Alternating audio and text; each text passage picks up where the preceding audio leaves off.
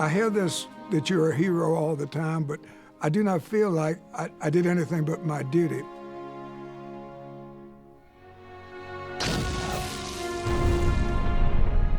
I was born September 2nd, 1924, in Mobile, Alabama. My father was a school teacher, and we had an average middle American life.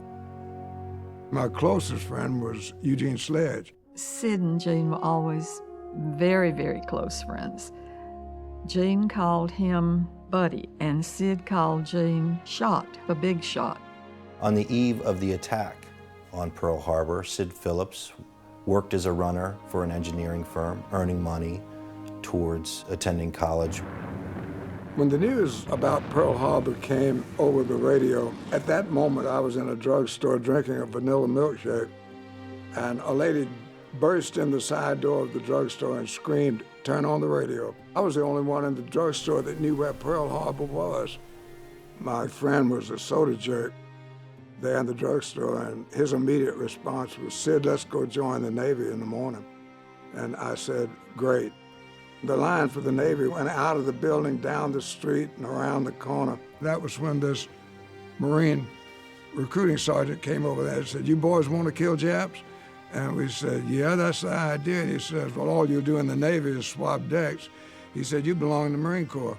And he said, "I guarantee you the Marine Corps will put you eyeball to eyeball with them." Years later, I thought that was the only thing he didn't lie about that day, because he lied about everything else.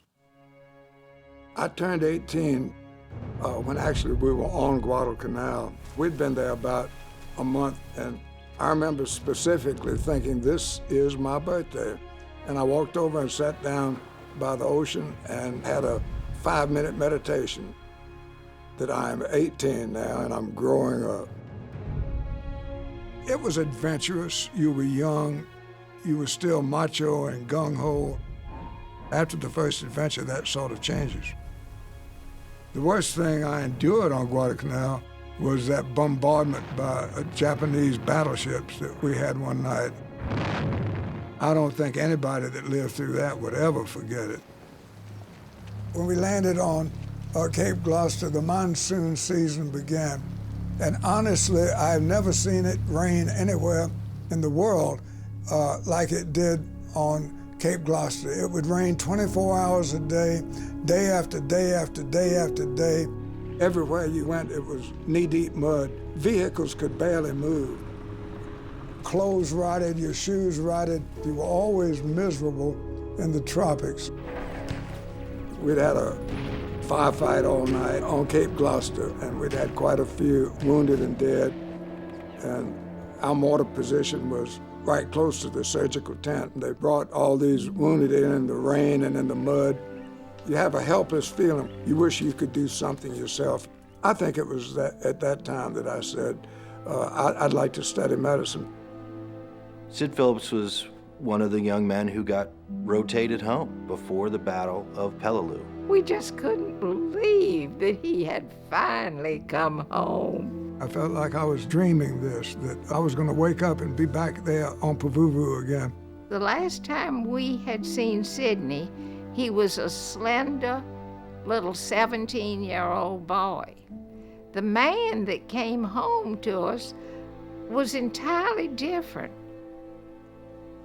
When you first arrived home like that, it was just impossible to speak without cursing. We'd been doing it for so long. And you would rehearse in your mind what you were going to say. It caused you to speak very slowly and deliberately. You did not want to talk about the war to your family, to other civilians, no. To another veteran, like to Eugene, when Eugene came home, we would talk freely about it for hours at night. It would be therapeutic to both of us. Sidney could talk to his father. Daddy had survived World War I from the trenches and had been wounded, and Daddy always knew what Sidney was going through. Sid is one of those people who's getting on with his life, who doesn't bear those deep scars. I'm a positive person. I try not to dwell on the negative. I think the war changed me quite a bit, maybe for the better. It had disciplined us. We were humbled by it, and for the rest of your life, you appreciate a glass of clean water, you appreciate clean sheets, you appreciate good food. I came back to Mobile when I was discharged and attended local college, got a BS in chemistry there at Spring Hill College. Then I was accepted into medical school at the University of Alabama and married a wonderful, wonderful girl right after the war. We were married for 54 years. She died of leukemia in the year 2000. Couldn't have had a better wife. Have 3 children, 12 grandchildren, and I don't know how many great-grandchildren. How many? I think you have 7 great-grandchildren. It's kind of like hitting the jackpot on a slot machine. I've had a wonderful life, I really have.